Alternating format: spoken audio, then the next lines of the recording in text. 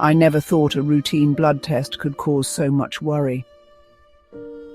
It all began in March 2023, shortly after my first panic attack. I remember sitting in the doctor's office, my heart pounding as they explained my results.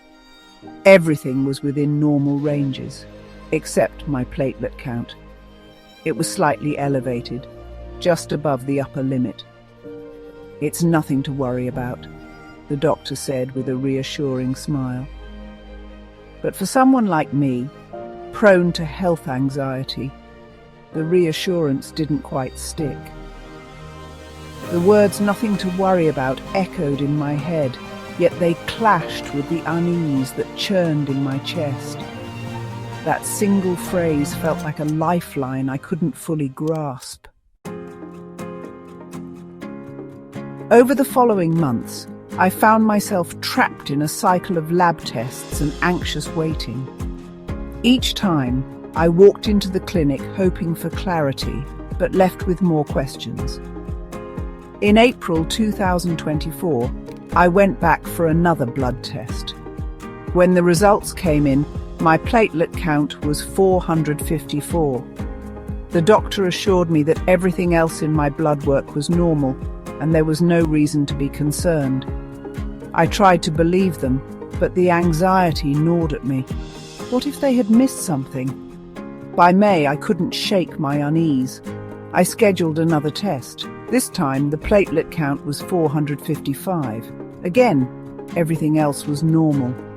"It's such a small difference," the nurse said, her voice kind but firm. But to me, that 1-point increase felt monumental. I obsessed over it, replaying the numbers in my mind like a puzzle I couldn't solve.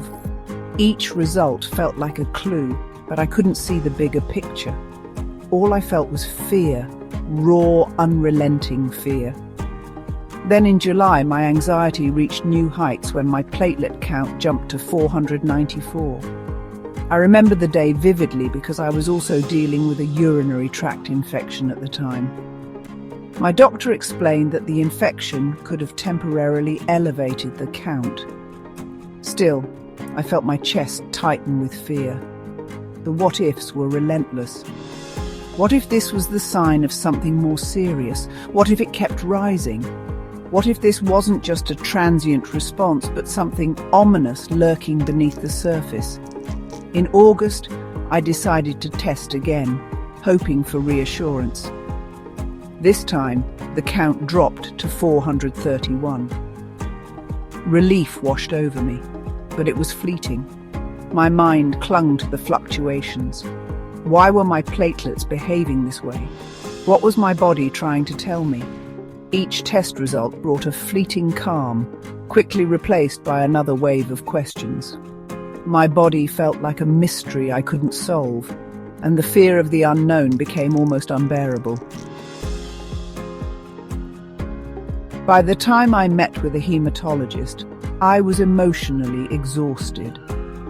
She reviewed my records with a calm, practiced eye and explained that my slightly elevated platelets were not concerning, especially since the rest of my CBC was normal.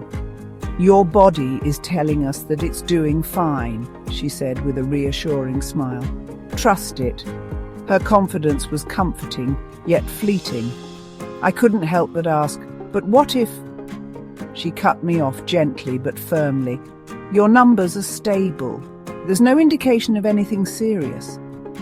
Let's check again in a few months just to be sure." I booked another lab appointment for the following Friday, hoping for more clarity, or perhaps peace of mind.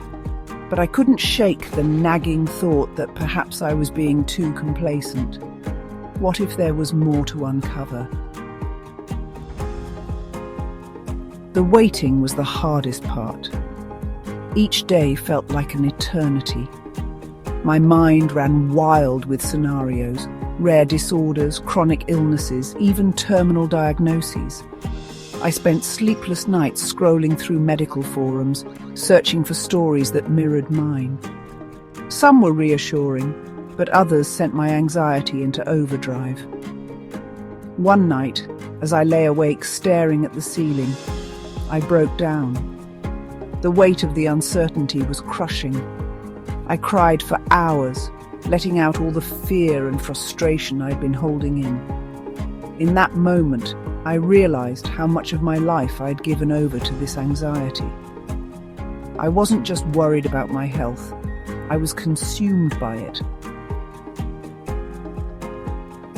While waiting for my next test, I spent hours online reading stories from others who had faced similar worries. One post struck a chord.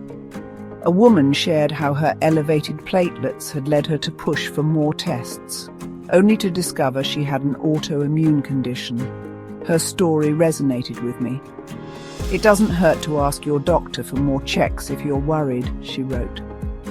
Another post detailed a case of low platelets and elliptocytes. It included a mix of technical details and personal anecdotes that made me feel less alone. I realized that while my anxiety might be amplifying my fears, it was also valid to seek answers. I wasn't alone in this journey. Others had walked this path, and their stories became a source of strength. Through this journey, I've learned a lot about blood tests and what they reveal. Platelets, lymphocytes, neutrophils, each marker tells a story about your health. For instance, the presence of elliptocytes can suggest iron deficiency, which is often manageable with dietary changes or supplements. Elevated lymphocytes often point to a viral infection, while neutrophils suggest bacterial causes. But the most important lesson I've learned is about balance. Health isn't just about perfect numbers. It's about understanding your body and trusting it to adapt and respond. I came to understand that my body wasn't an enemy. It was working tirelessly to keep me well. Those elevated platelets were likely a response to the stresses my body faced, whether it was an infection or emotional turmoil. It was a shift in perspective that helped me breathe a little easier. When Friday's lab results came back, my platelets were still slightly elevated, but everything else remained normal. I took a deep breath and reminded myself, my body isn't failing me, it's adapting and responding. I'm learning to trust it again. I've started focusing on what I can control. Drinking more water, eating iron-rich foods, getting enough sleep. I've also learned the value of advocating for my health. When I feel uncertain, I ask questions. I seek second opinions if necessary. But most importantly, I'm learning to separate my anxiety from the facts in front of me. For anyone walking a similar path, I want to say this. Your health is a journey, not a destination. It's okay to feel scared, but don't let fear dictate your actions. Advocate for yourself, but also trust the professionals who are there to guide you.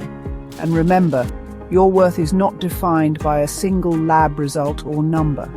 You are more than the data on a piece of paper. Take care of yourself, listen to your body, and know that you're not alone. We share these stories so you can relate, offering community support to remind you that it's okay to feel vulnerable. You're not alone in this journey, and together we can help lighten the load. Let these stories be a source of strength and encouragement, showing that challenges are shared and solutions can be found as a community. You've got this, and we're here to support you every step of the way. If you enjoyed this video and want to see more health stories just like it, go ahead and click that subscribe button. It's completely free. And as a little thank you for subscribing, we'll give you a special voucher. This voucher will get you 20% off any of our laboratory products or money off every test or appointment for as long as you're subscribed to our channel. It's a great deal. And while you're at it, if you enjoyed this video, give us a thumbs up. It really helps us out and lets us know what you'd like to see more of.